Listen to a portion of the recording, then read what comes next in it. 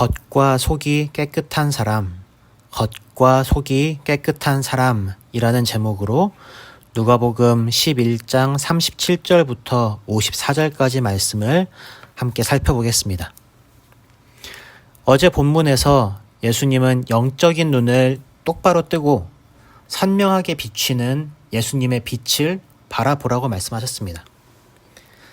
감추어지지 않은 빛, 세상에 오신 그 빛을 바라보고 따를 때 우리의 전 존재가 또한 세상을 비추는 빛이 될 것이라고 말씀하셨습니다. 이 말씀을 하실 때에 오늘 본문 37절에 한 바리새인이 자기와 함께 점심 잡수시기를 청합니다.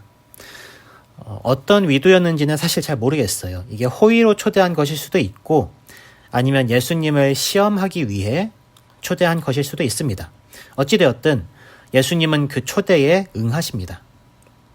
이제 식사를 하시기 위해 들어가 앉으셨는데 그 당시에 당연히 했어야 하는 것처럼 식사 전에 손을 씻지 않으셨어요. 이 당시에 식사 전에 손 씻는 행위는 단순히 위생의 문제만이 아니었습니다.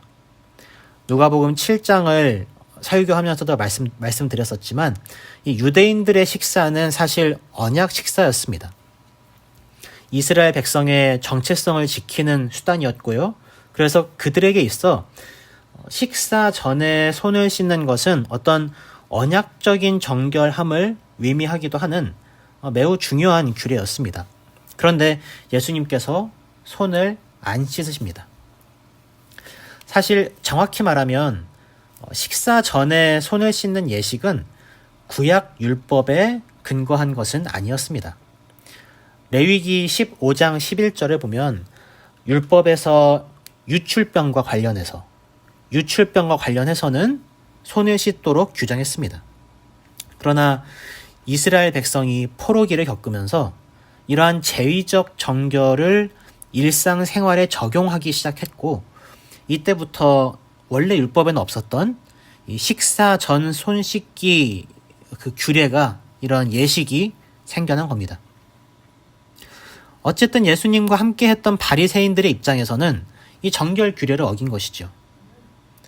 예수님도 이 사실을 잘 알고 계셨을 겁니다. 아마도 예수님은 바리새인들의 잘못에 대하여 아주 따끔하게 한마디 하시려고 아주 벼르고 계셨던 것 같아요. 예수께서 손을 안 씻으시자 당연히 예수님을 초대했던 바리새인이 이상하게 생각합니다. 왜냐하면 당연히 그 당시에는 씻었어야 되는 거였으니까요. 근데 안 씻으시니까 이상하게 생각하시고 이제 이때부터 예수님께서 바리새인들의 죄를 하나씩 꼬집기 시작하십니다.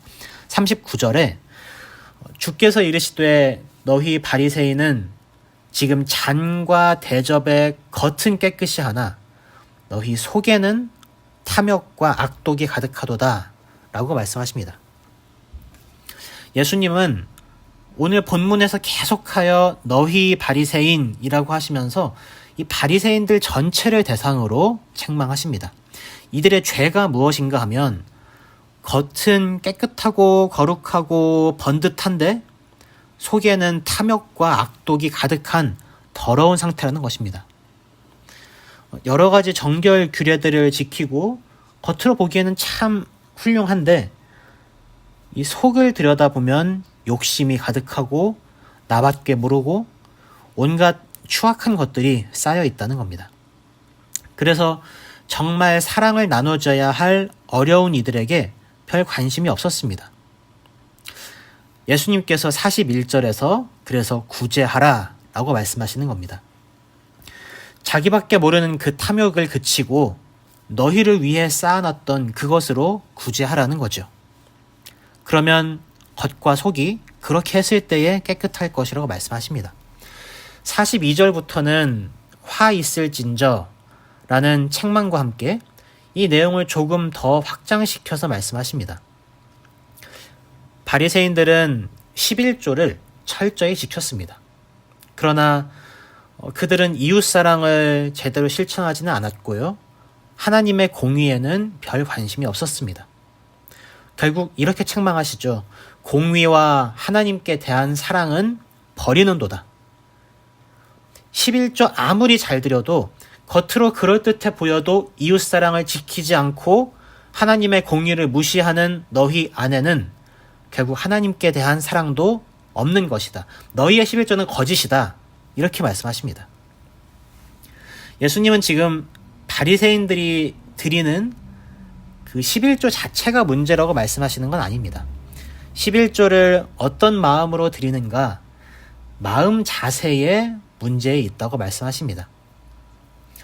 어떤 마음으로 드리는가에 따라서 그 11조가 거짓일 수도 있지만 그릇의 안쪽이 깨끗하다면 겉으로 드려지는 11조가 더할 나위 없이 아름다운 겁니다. 그래서 41절에서 안에 있는 것으로 구제하면 모든 것, 즉 겉과 속이 다 깨끗하다고 하시고 42절에서는 이것도 행하고 저것도 버리지 말아야 할지니라, 즉 11조의 예물을 드리는 행위와 하나님 사랑과 이웃 사랑이라는 속마음이 모두 중요하다라고 말씀하시는 겁니다. 43절에서 다시 화 있을진저 너희 바리새인이여 라고 하시면서 그들이 높은 자리에 앉고 존경받는 사람으로 인사받기를 좋아하는 것에 대해서 질책하십니다.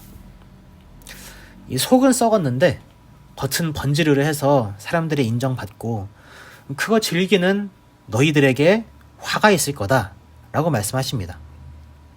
그러면 이들을 그렇게 인정하고 존경하고 따르는 사람들은 이들을 따르는 사람들은 어떻게 될까요?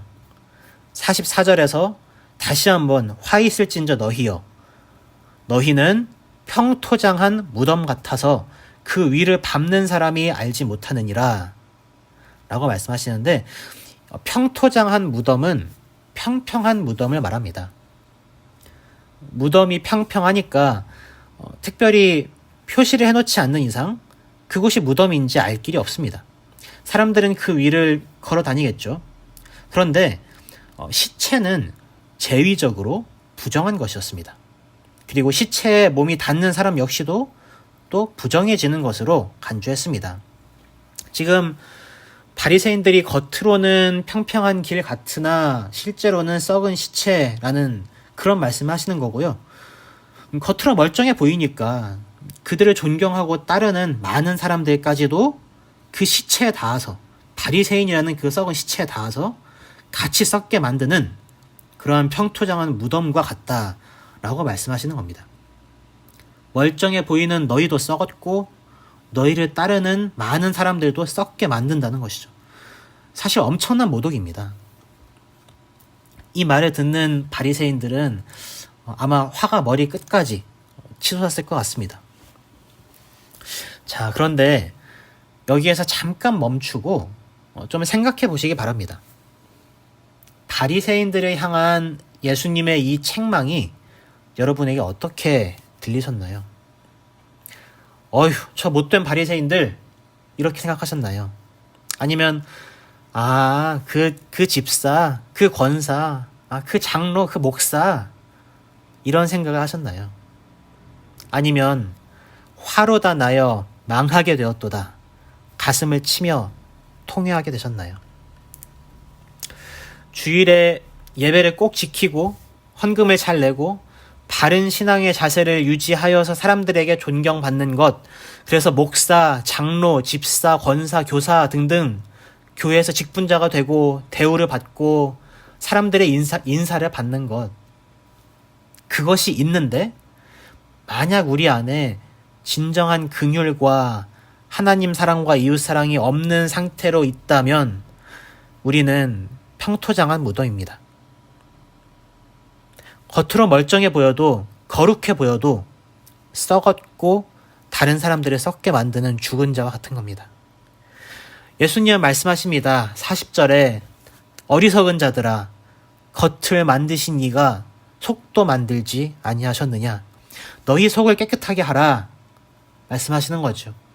빌립보서 2장 5절 말씀에 너희 안에 이 마음을 품으라, 곧 그리스도 예수의 마음이니, 우리가 예수의 마음을 구하여서 바리새인과 같이 되지 않기를 바랍니다.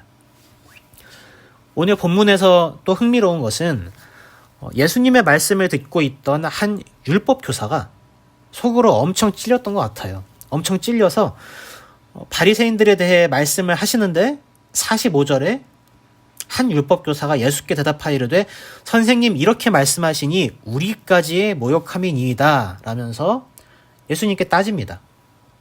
그러니까 괜히 찔려서 따졌는데 그랬다가 이제 화살이 율법 교사에게로 향합니다. 바리새인들에게와 마찬가지로 율법 교사들을 향해서도 3번의 화 있을진저라는 책망이 따릅니다. 첫 번째로 그들이 지기 어려운 짐을 사람에게 지우고 정작 본인들은 한 손가락도 이 짐에 대지 않는다라고 말씀하십니다. 율법 교사들은 그들 나름대로 율법을 가능하면 정확하게 지키기 위해 노력했다라고 말할 수도 있어요. 어떤 경우에는 이렇게 하고 또 이럴 때는 또 이런 식으로 하고 하면서 갈수록 규칙이 까다로워졌습니다. 그런데 그 결과 생존을 위해 일해야 하는 가난한 사람들은 이 복잡한 규칙들에 거의 신경을 쓸 수도 없을 정도가 되어버렸고요. 그보다 더 큰 문제는 다른 사람들에게는 이렇게 피곤할 정도로 신앙적인 의식을 강요하면서도 정작 자신들은 소홀히 했다는 겁니다. 다른 사람의 양심에 무거운 멍에를 지우고 자신들은 그 멍에를 조금 더 거들지 않는 아주 오만함에 빠져 있다는 거죠. 또한 그들은 옛 선지자들을 존경한다고 말하지만 그들의 행위는 바로 그 선지자들이 비난했던 그 모습 그대로였습니다. 선지자들의 비난을 받았던 사람들은 선지자들을 죽였죠. 율법 교사들은 그들의 행위로서 선지자들을 죽인 자들의 후손이 됩니다. 말로 아무리 선지자들을 존경한다고 해도 그건 자기 스스로를 포함해서 자기 스스로와 다른 사람들을 다 기만하는 겁니다. 그들은 그들의 행위로 선지자들을 묻어버릴 무덤을 만들고 있었습니다.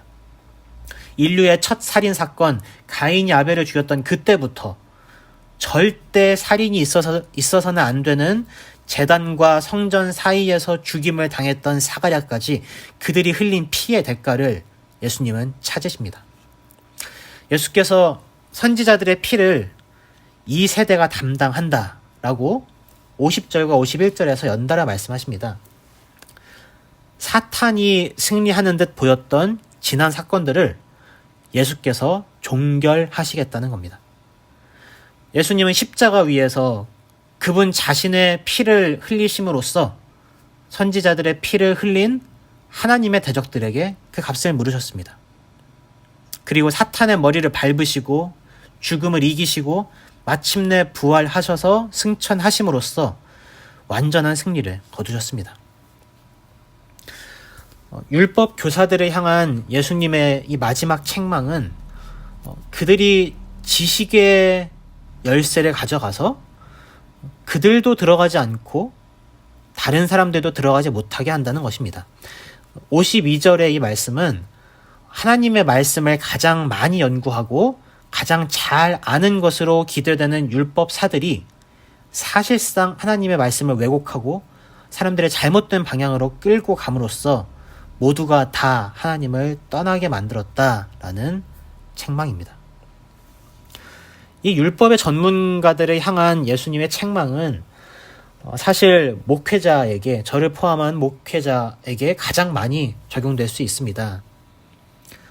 설교를 해야 하니, 말씀을 가르쳐야 하니 그 말씀의 내용들을 설명하고 또 지키도록 요구를 해야지요. 물론 율법 교사들처럼 말씀에 이것저것 더해가지고 더 무겁게 만들지는 말아야겠죠. 그런데 설교를 하고 가르치고 하다가 보면 제 스스로에게 반문할 때가 있습니다. 그러나 너는, 때때로 이 반문이 저를 아프게 찌르기도 합니다. 말로는 예수님을 찾는데, 사도들을 찾고 선지자들을 찾는데, 역사 속의 그 신앙의 선배들에 대해서 말하는데 나의 행위가 그들을 부인하고 대적하고 있지는 않은가 돌아보게 될 때가 있어요. 근데 이거를 조금 더 확장시켜서 말해보면 우리 교회에 섬기시는 분들, 그리고 부모 되시는 분들, 우리가 삶으로 하나님을 부정하지 맙시다. 하나님의 긍휼과 하나님의 도우심을 구해야 합니다. 서기관들과 바리새인들은 예수님의 말씀을 듣고 53절에 거세게 달려들어서 따져 물었습니다.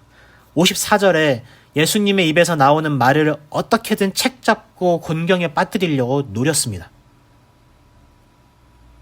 하나님께서 책망하실 때 우리가 이러지는 맙시다. 예수님께서 식사 자리에 참여하셔서 왜 손을 씻지 않으셨을까요? 어떤 생각을 할지 뻔히 아셨는데요. 바리새인들과 율법 교사들에게 왜 그렇게 호된 꾸지람을 하셨을까요? 그들이 어떻게 반응할지 예상하셨을 텐데요. 예수님께서는 그들이 돌이켜서 회개하고 하나님을 바라보기 원하셨기 때문에 그렇게 하셨을 겁니다. 오늘 주님께서 우리에게 주신 이 말씀을 겉모습만 꾸미지 말고 속사람을 깨끗하게 하라는 이 말씀이 우리에게 듣기 싫은 소리가 아니라 사랑의 회초리가 되기를 바랍니다. 기도하겠습니다. 하나님, 오늘 바리새인들과 율법사들에게 하신 말씀을 우리에게 하시는 말씀으로 알고 우리가 우리의 가슴을 치며 회개합니다. 하나님, 사람들의 시선을 의식하고 스스로와 사람들을 기만하며 나름대로 괜찮은 신앙인이라고 자부해왔던 모습이 있지는 않는지 돌아봅니다. 그렇게 하면서도 여전히 우리 안에 썩어서 냄새나는 죄악들을 마치 없는 것처럼 여기고 숨기며 살아오지는 않았는지 돌아봅니다. 그러한 모습들이 있다면 불쌍히 여기시고 진정 회개할 수 있도록 이끄소서. 오늘 하루 겉사람과 속사람이 모두 하나님께 합당한 모습으로 살아가기 원합니다. 하나님께서 도와주세요. 예수님의 이름으로 기도합니다. 아멘.